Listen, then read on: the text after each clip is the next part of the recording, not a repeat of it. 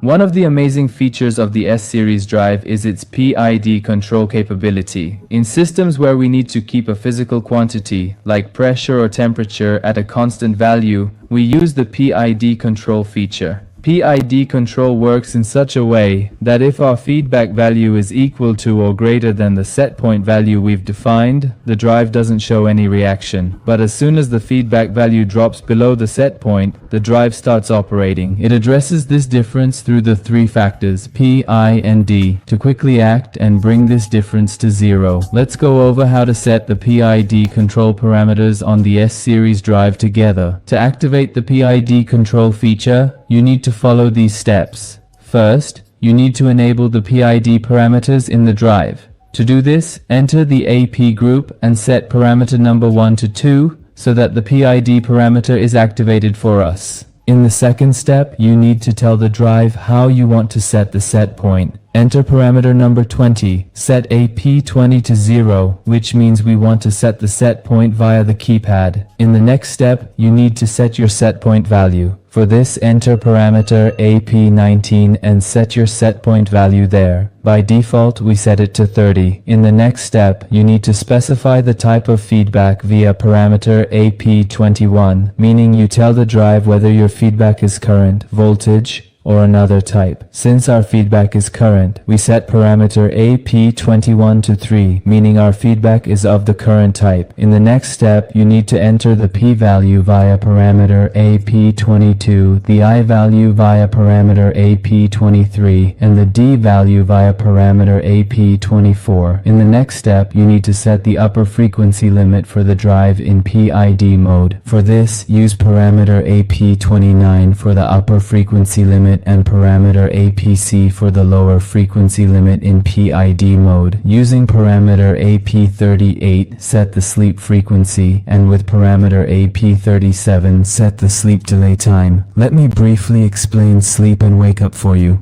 As soon as the feedback value equals the set point, the drive starts to reduce the frequency, and this reduction continues until it reaches the frequency set in the SD frequency parameter. Once it reaches this frequency, the drive turns off. In the wake up parameter, you specify how much pressure drop is needed after the drive turns off for it to restart. Let's test our system. Using parameter AP18, you can view the feedback value, and with parameter AP19, you can see the set point value. You can see that the set point and feedback values are equal, and the drive is in standby mode. As soon as the feedback value drops below the set point, the drive starts to run the motor. You can see that as soon as we open the water valve and the feedback value drops below the set point, the drive starts and the motor is activated.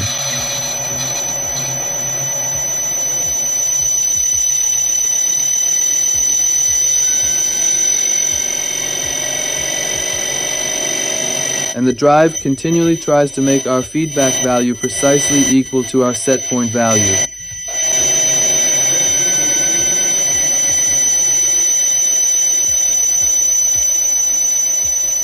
You can see that as soon as our feedback value matches our set point value, the drive brings the electric motor back to standby mode. Thank you for staying with us, and your likes and comments encourage us.